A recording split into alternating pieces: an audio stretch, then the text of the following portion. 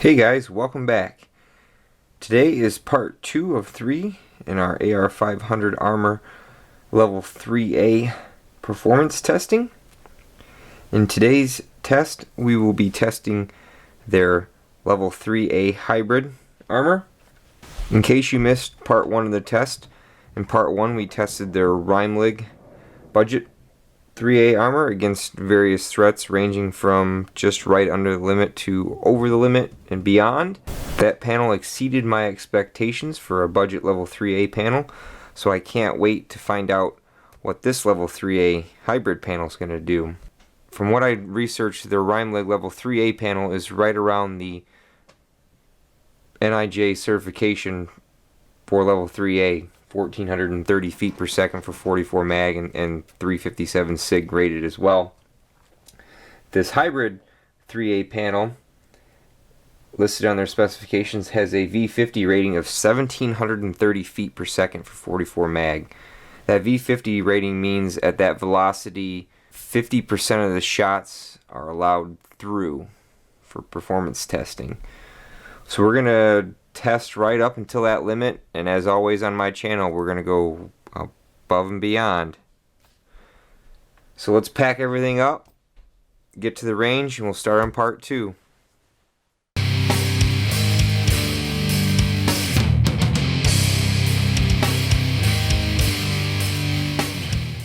So up first in our level 3A hybrid test, we're gonna go right close to the max. We have an 8 3/8 inch barrel Model 29 Smith & Wesson and 44 mag. We will use the Winchester White Box 240 grain. If it doesn't penetrate, we'll step up to the 180 grain Remington UMC that's known to be pretty hot. We're at 10 feet and we're going to use clay as our backer. We have overcast. Not sure if we're going to get any on the chronograph, but we'll see what we can do.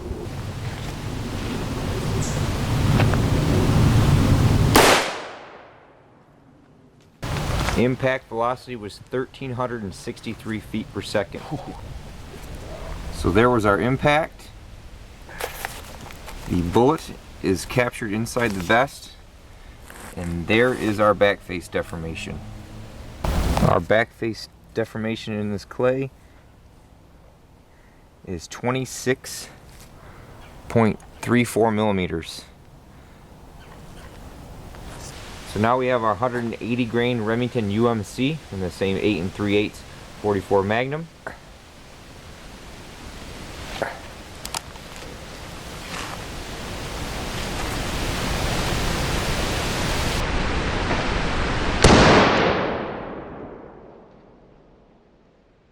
Impact velocity was 1,600 feet per second.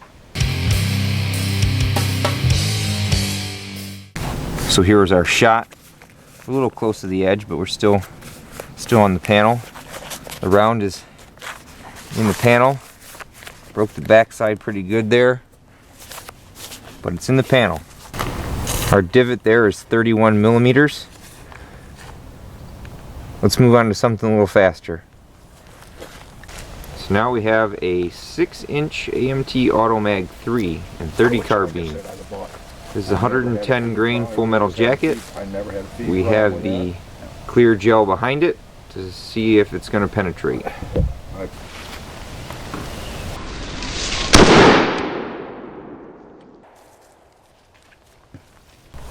So here is our impact right there, and actually that round is stopped in the vest. There's no penetration there. The backside is busted up, but it's in the vest there. Here's something I bet you a bunch of you guys are wanting to see. 22 TCM out of our 5-inch barrel 1911. Good to go.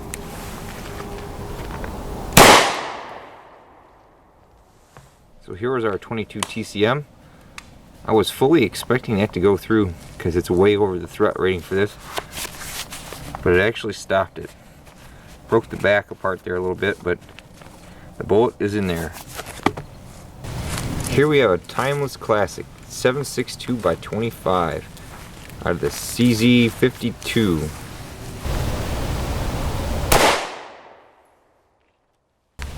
So here's our shot right here. We're a little close, but we're still far enough away. And there is no pass-through. The bullet is in the vest. Our dimple here, 14.34 millimeters. Just to take a second shot with the CZ52, we have some S&B 7.62 by 25. Here we go.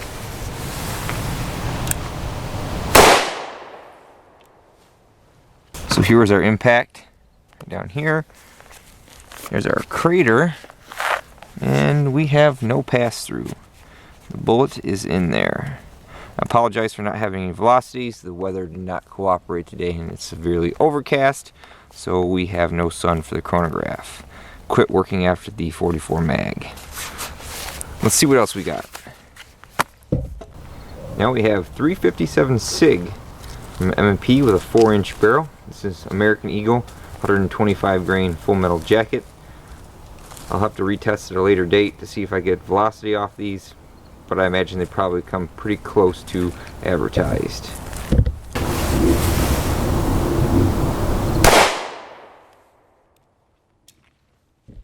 So here is our impact there. There's no pass through. The bullet actually fell down about an inch. It's right here. There's our divot there. And it is right around 16.8 millimeters. What else can we throw with this vest? So I really want to poke a hole in this armor. Now I've got Liberty Ammunition's Civil Defense. This is that 50 grain plus P, super fast 9mm. We're going to start with the M&P. If we don't get a pass through, we'll step up to the Scorpion.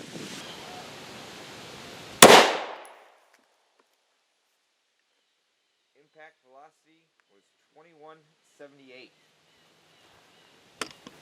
So we're a little low from where I wanted to be. We were right down there and I wanted to be up here. But we're still on the panel and there is no pass through. That bullet is inside that vest. Wonder what happens if we get a little longer barrel there. So let's pick up the barrel length on the Civil Defense. See if we can get a pass through here. Again, we're at 10 feet.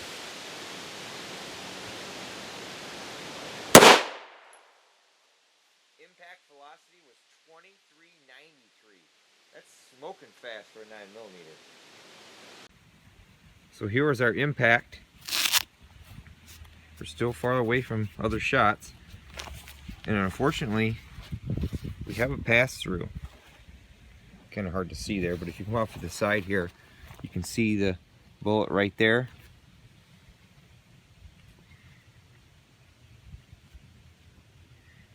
If you look on the top side here, you can see the fragments right here. Here's the base of the bullet. There's a couple other fragments in there, but we have a pass through. Let's see what else we can do. So now we've got some Fort Scott munitions, solid copper spun 9mm. This is 80 grains. We'll take a shot out of the M&P first, and if we don't get a pass through, we'll take a shot with the CZ. Looks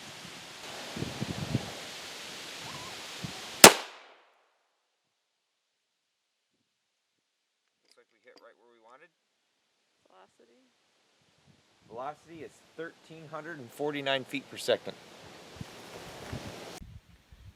So here is our impact. We're still far enough away from other shots. We've about used most of this panel up. And unfortunately, we've got a pass through. I don't know if you can, how well you can see it, but our wound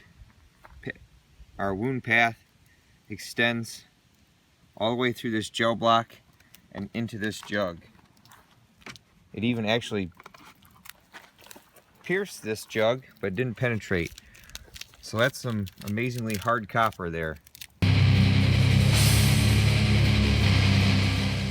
We've got the infamous SS-190 5.7 by 28 from our 5.7 pistol. So here's our impact. We didn't get a velocity on that, but from everything else I've tested, you're right around 2,000 to 2050 feet per second on there. Fortunately, we do have a pass-through. Here's our wound channel right here, and right down there is our SS190. He's kind of almost actually poking out the side there.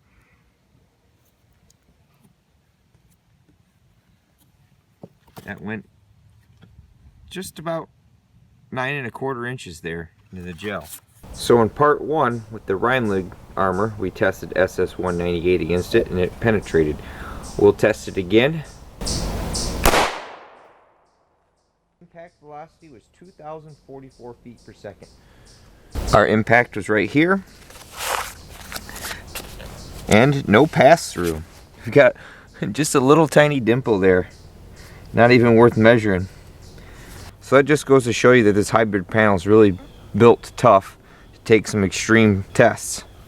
So our SS198 wouldn't go through. How about SS197 from the PS90? Impact velocity was 2,011 feet per second. I don't think it went through. Let's go check it out. So here was our impact.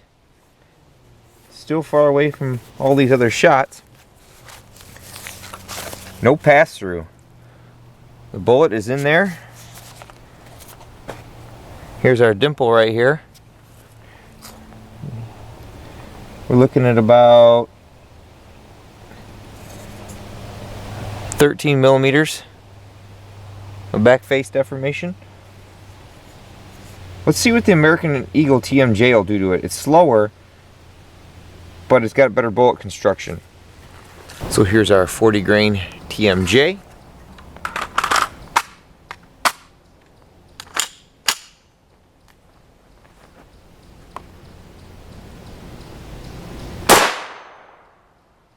Impact velocity was 2060. So here was our impact. And unfortunately, we have a pass-through there. Ate right through that guy. It didn't penetrate very far into there, maybe 2 inches or so. We'll mess with digging the clay out when we get home. Hee hee. How about some 12 gauge shotgun slugs versus our level 3A? These are the extreme slugs from Freedom Munitions. 2 3/4, 1 ounce. Velocity on the box is 1540.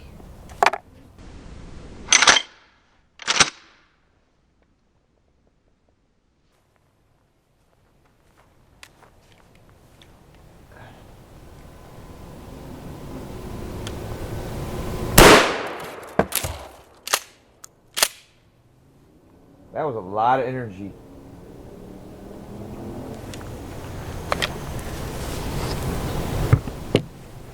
Let's clean up the mess. So according to the chronograph, velocity was 1,278 feet per second. I don't know if that's accurate or not, since things seem to got blown over and broken. So here was our impact. This test stand weighs at least 25 pounds with the clay, plus the wood, plus the metal. And as you saw in the video, that 12 gauge knocked that thing all the heck. But it stopped it. The other question is, what's the back face deformation look like? Look at that. That's like a fist-sized hole there.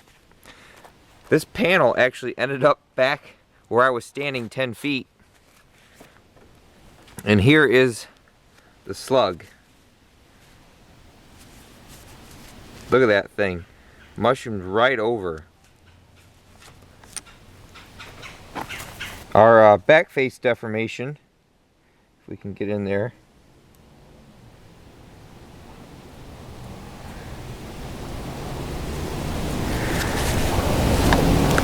.37 millimeters. Still within the acceptable limits. I don't know if I'd want to get hit with a 12 gauge slug, but that vest stopped it.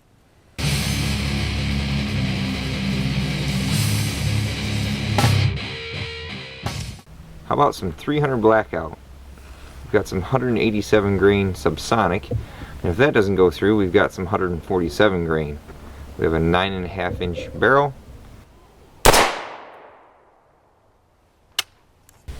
So here is our impact, and we have no pass-through. We are inside the vest there. I'll annotate what the velocity was below. We didn't have a chronograph, but we chronographed them just slightly before we took this video. The dimple is about 19 millimeters. A little hard because it's next to the shotgun, but it's about 19. Let's try supersonic. And now for our supersonic 300 Blackout. It's 147 grain. Again, this is over the rated velocity of this panel, but we're going to do it anyways.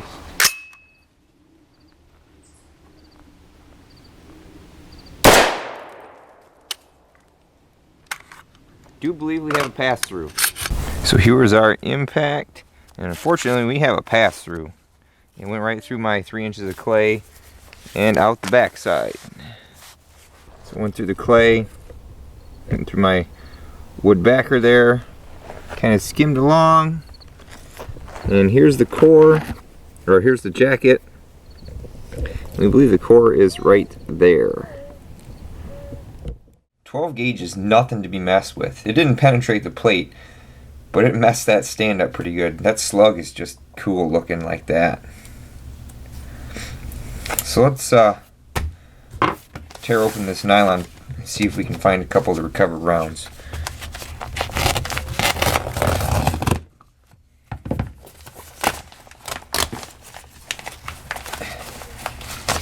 Definitely different construction than the rhyme leg panel. Let's see. I think it's seen a little better days.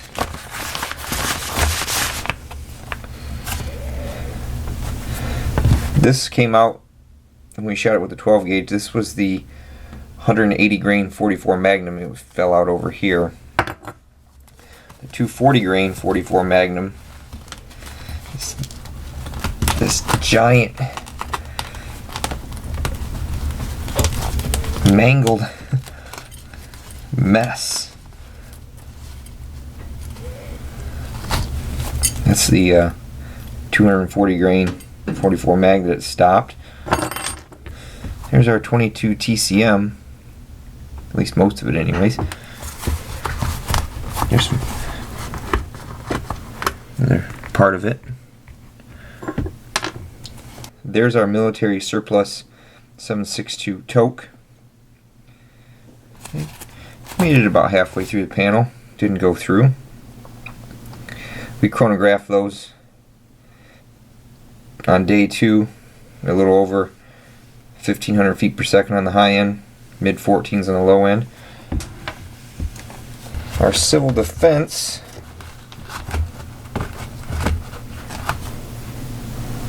is right there from the handgun. Smushed it all to heck. The 7.62 S&B load didn't get as far as the military surplus.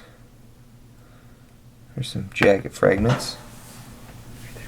The military surplus toke attracts a magnet. Imagine it's just a bimetal jacket. It doesn't look like a...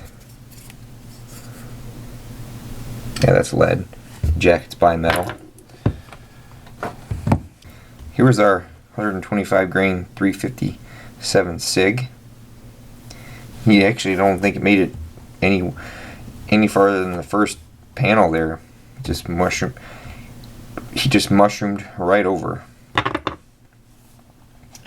Here's our 30 carbine. Mushroom that all the heck. I believe the only thing we have left to find is SS-198 and American Eagle TMJ. SS-198's close. There we are. Typically what it does, mushrooms the face forward, punches the aluminum core out of the back like that,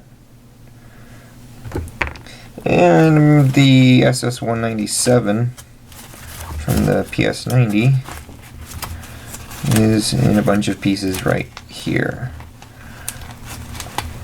There's the blue tip and a bunch of the fragments. Here was the American Eagle TMJ. Found this about 2 inches into the clay. It's mangled up pretty good.